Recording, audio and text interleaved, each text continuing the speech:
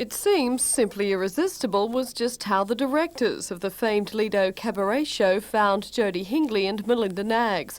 The talented pair sent a tape of their work off several months ago, which included, among several other routines, this alluring interpretation of the Robert Palmer hit.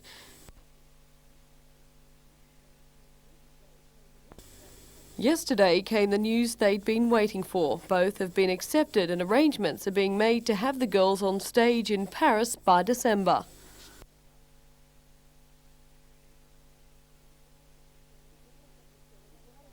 We're not exactly sure. We're going to sign a year's contract to start off with, and we'll wait and see how it goes from there on. Now, is the Lido considered fairly prestigious? Yes, it is. It's one of the biggest cabaret shows in Paris. It's sort of very well known. It's mainly feathers and very glamorous. Lots of sequins. Lots of glamorous sort of costumes. The girls have been studying dance full-time with Newcastle's Marie Walton Mahon Dance Studio for more than a year, and that means a gruelling 8 hours a day. Jodie and Melinda will give their farewell performance in Newcastle this Thursday night when they dance at a special scholarship fundraiser at the Griffith Duncan Theatre.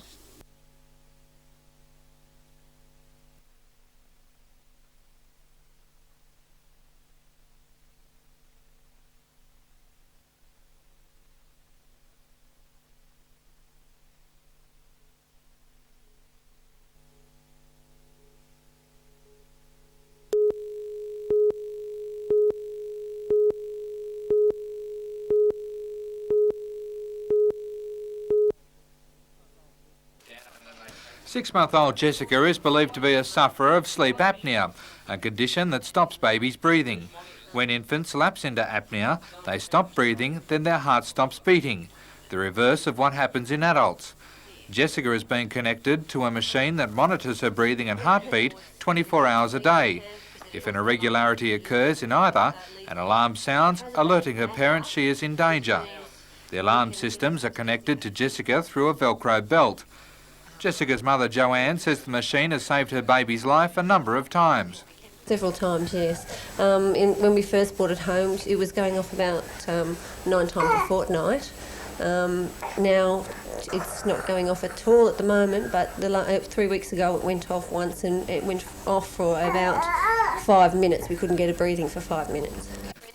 Before Jessica, there was no history of apnea in the Sims family. Jessica's brother is 3 years old and has showed no signs of the complaint. The American-made machine is one of only 10 in the country and is proving to be a vital link in cot death research.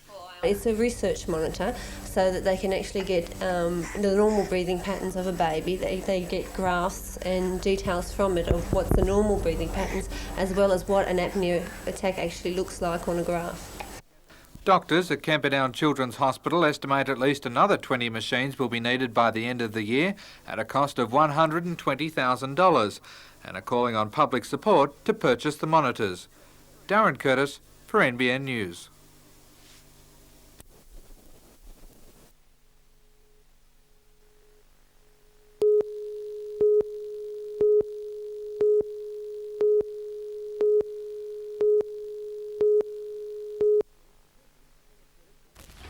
Mr Temby administers 80 staff, 3 of whom were in Newcastle today to listen to local complaints.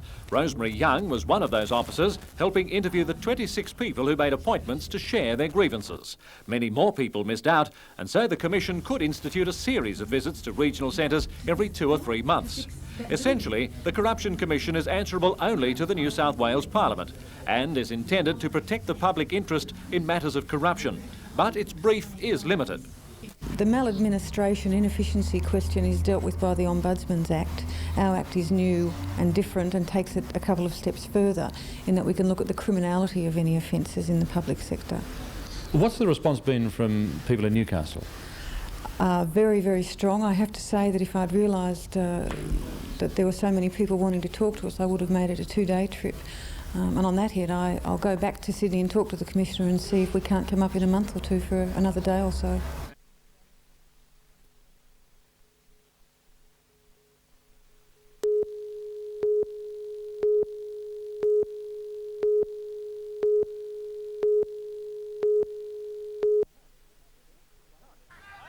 Cardiff had the best of the play in the first quarter and, helped by the wind, scored 4 goals 2 to just the single goal by Xavier. In the second quarter, against the wind, Cardiff proved its superiority, holding Xavier to just 3 goals 1 to go into the long break with a 15-point lead. They were urged on by a cheer squad made up of the school's female soccer team just back from a trip to the United States. Poor kicking in the third quarter was a problem for Cardiff, piling on 3 goals 6 and largely wasting the assistance from the Southerly, but still holding back Xavier to just 1 behind.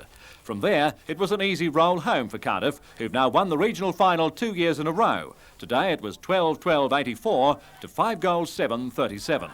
Cardiff will now face the regional winner from Northern Sydney in a competition which the Lake Macquarie team won back in 1986. Best today for Cardiff were Adam Dugan, Neil Goffert and Jason Dormer. Best for Xavier, Nathan Pearson, Phil Stanbridge and Michael Wattis.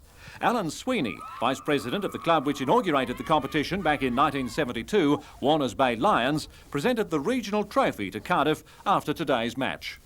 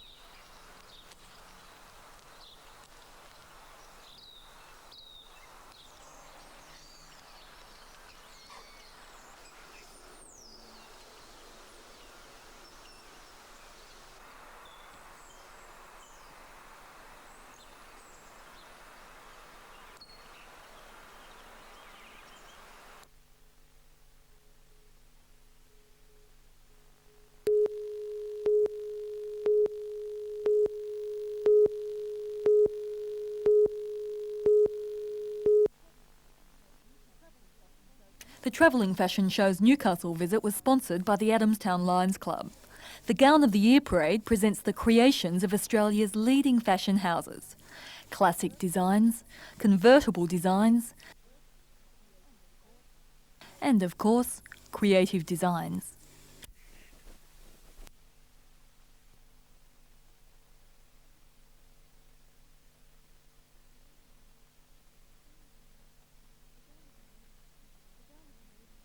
The Gown of the Year parade is arranged in Melbourne, but it travels to more than 100 destinations in Australia.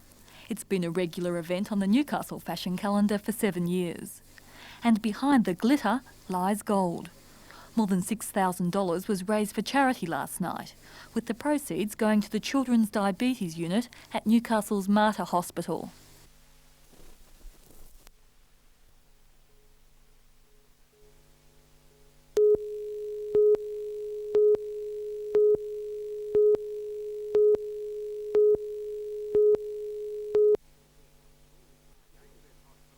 The 80-bed hospital is half built. It will be the only private hospital between Gosford and Belmont, and according to a representative of the State Health Committee, Ron Phillips, it will have great appeal for Newcastle patients and Hunter Valley specialists. This facility of 80 beds will attract those private patients, those people with private insurance, into this area, so taking the pressure off the Newcastle hospitals and the Gosford hospitals. The Berkeley Vale Hospital will have the latest facilities for orthopaedics, urology, surgery, gynecology and arthritis care. Costing $8.5 million, it will be spread over 5 hectares and will employ up to 200 people. It's hoped to begin fitting the 4 operating theatres and recovery areas within the next month. State government legislation does not allow for a casualty section, but Cabinet is currently looking at options for accident and emergency units for private hospitals.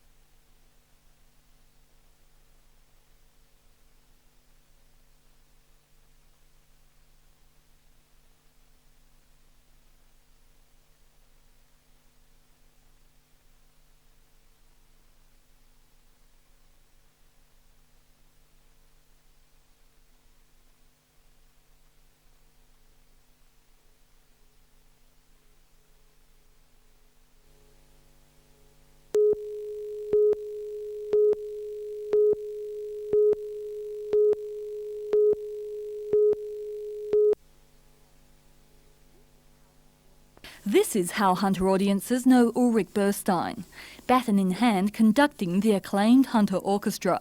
What's less known about Ulrich Burstein is that he suffers from acute kidney disease. Since 1978, he's been a regular patient at Royal Newcastle, with daily dialysis for the past 2 years.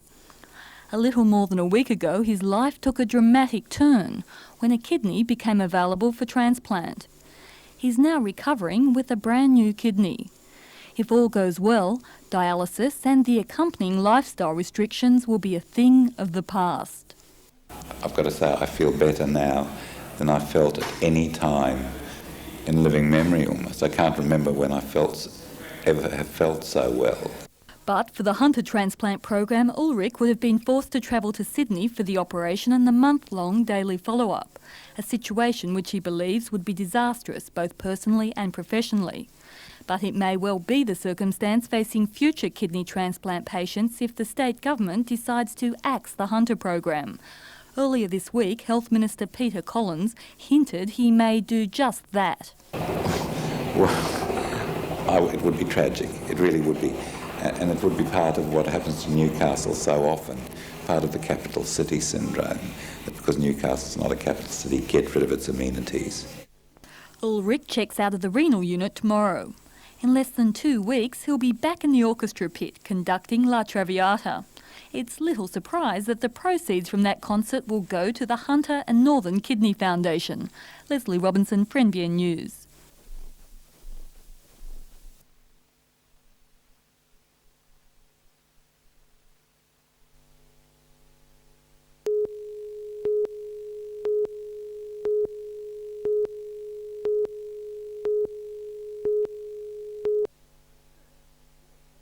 First, a short demonstration of Aboriginal tribal dancing and the didgeridoo, and then today's humble lunchtime fashion parade began.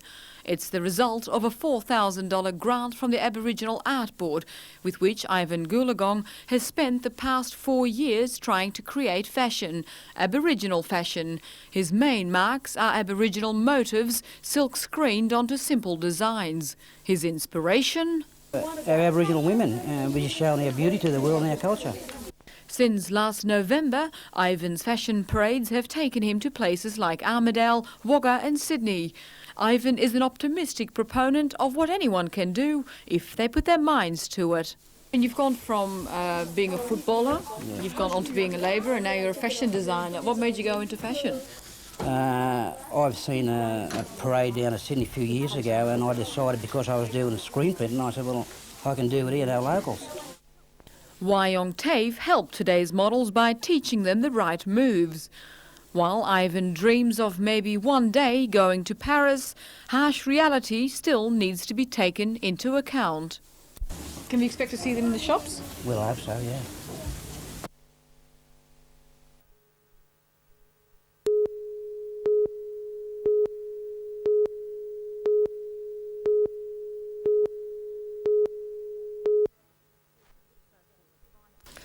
Personal advice and free delivery services for the Hunter's high percentage of pensioners and the elderly will be a thing of the past, say local pharmacists. And they don't believe that the Hunter is supporting an excess of pharmacies. To take an extreme example, there might be one pharmacy in Charlestown, one in Belmont, one in Newcastle, one in New Lambton, one in Wallsend, and you'll have to wait and you'll not get service that you've previously been able to enjoy at no cost to the public, because we subsidise the scheme through our medication that we sell over the counter, and we're fiercely competitive, which only gives better service to the public. You know, why knock it? What's it matter if there's 10 pharmacies in Charlestown? We only have to compete harder for your business, and it won't cost the government anymore. It's the isolated areas which will suffer most if the local pharmacy is forced to close its doors. It's potentially dangerous, I should stress that. The chance of errors occurring it would be an increase, and of course there would be a lot greater pressure on GPs, and how expensive will that be to the government and to you and I as taxpayers? One of the Hunter's newest pharmacists, Philip Matthews, says his 4-month-old business will have to change to cushion losses estimated at more than $13,000 over the next 12 months. It's not much like a pharmacy. I won't be able to give as much time to my customers, advise them about their health needs. I'll just have to sell shoes. At the meeting, pharmacists were told to explain the facts to customers and enlist their support. One pharmacist composed this poignant letter during the early hours of this morning while unable to sleep. He says, "I'm sad and angry that you and my hundreds of faithful customers will get such a lousy deal. I can do little about it. Politicians have rewritten the rules." Another was handing out leaflets. Both hope customers will lobby local MPs on their behalf. Rebecca Skinner for NBN News.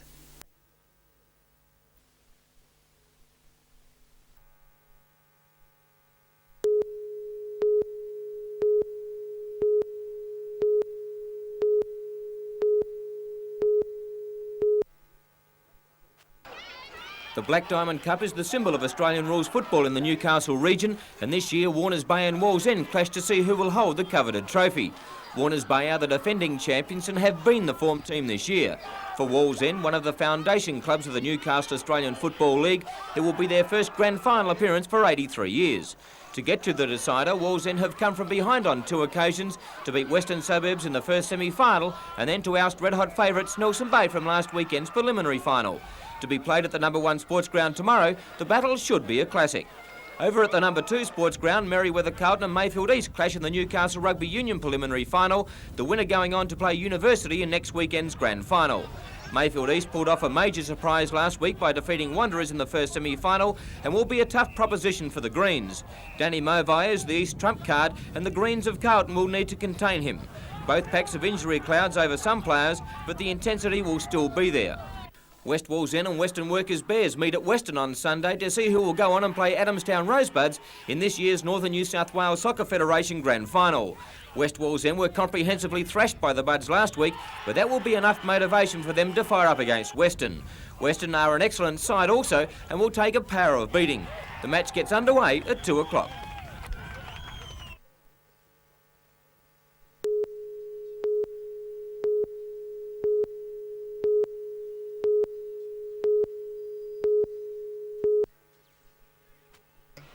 Each year, an Aboriginal youth is rewarded for outstanding achievements. It's hard to imagine why this quiet youth would have been left out. Malcolm Smith readily admits his schoolwork is only average, but it's easy to see he's no stranger to sporting recognition. Last year, he competed in state cross-country events, showed exceptional talent at javelin, but Malcolm shines on the football field. Last year, playing halfback, he helped take the Booragul-Taralba Junior Rugby League team to the semi-finals, and now looks hopeful of leading the under-15s to inter-school championship level. Being rewarded with Aboriginal Youth of the Year is something he didn't expect. What did you think when you won the award? I was pretty proud of myself and to win that sort of award, and pretty proud to be a Aboriginal youth of New South Wales to win that sort of award and being a student at Booragul High. Were you excited? Yeah, I was very excited. What did your parents think? I think they was pretty stunned too, really, when they first found out. If you could do anything in the world, what would you be? A professional football player. Think you'll make it? I'll give it my best. I think that'll...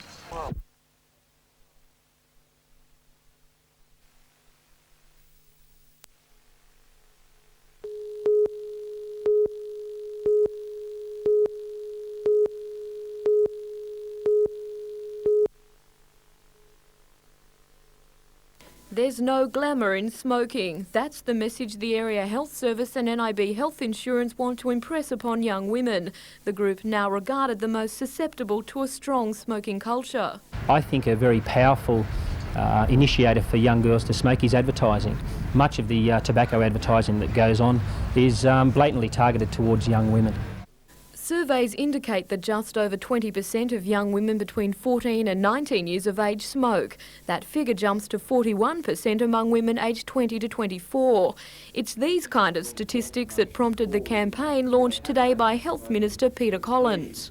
It's vital, I think, to get the message across to especially young potential smokers in the Hunter area not to smoke, not to take up smoking.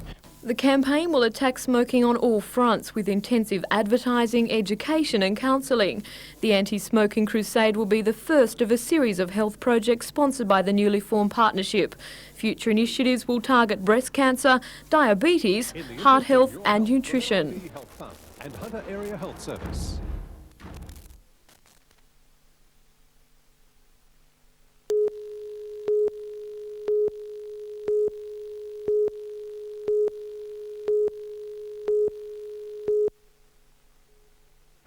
For Secretary of the Newcastle Jockey Club, the fields are outstanding and he's looking forward to his first carnival as the man in charge. Top contenders are Groucho. He's already won $700,000 in prize money. Jeff Chapman trained and a weight for age winner. Don't Play, who was beaten a half head by Rugby Steel in the Stradbroke handicap. He's won $350,000. Lightning Bend recently won the Ramornie. Top young sprinter on the way up, and of course Merimbula Bay, who won the Doncaster. From the Planet, a top 4-year-old on the way through to his the Epsom, favourite for the Epsom probably, and well, that's really put the cream on the cake as far as we're concerned. And the acceptors for the Cup are also of high quality. Together with horses like Lord Highbrow, who also has won $700,000 in prize money, won the Brisbane Cup in '88, the 4X Doomden Cup in '88, and the Wyong Cup only a week or so ago. Together with Hidden Rhythm, a top 4-year-old who won the Queensland Galaxy and the Queensland Derby, just set for this race by Brian Mayfield-Smith. And together with King Aussie, that tough New Zealander that came out last Saturday, first start in Australia and blitzed them by 4 lengths. It's going to be a top field.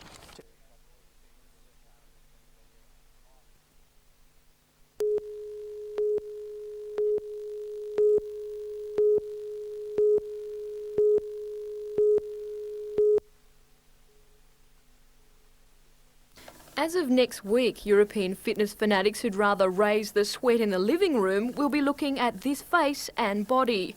Steve Brossman will join 3 German fitness instructors on the European aerobics program Perfect Bodies. The show is similar to Aerobics Oz style, lots of beauty, bounce and bod. In 1 week, Steve will record 70 half-hour episodes, which will see the program through to the end of the year. Steve was chosen to star in the show from around 3,500 instructors who attended an international dance and exercise convention in the United States. Steve found the dance he was teaching at his club in Maitland was far ahead of that taught in America. We have developed programs here that after the conference we've found out are unique throughout the world. We've got exercise programs for children with our Gym Jam Club. So we cover the 3 to 12-year-olds through that. Then right through high school students, we teach aerobics for them, and then we have just the normal aerobic classes. We're starting to get into the catchy funk aerobics now. That's great. We brought that back from the States. While the production company which hired Steve obviously thinks he's the epitome of the perfect body, Steve doesn't agree. Do you think you've got a perfect body? I've got to say no. Now, we've all got little things that are good and bad about our own body, but if we get out and do proper exercise and correct nutrition, and as long as we're feeling good and we're operating okay, well, you could call that perfect.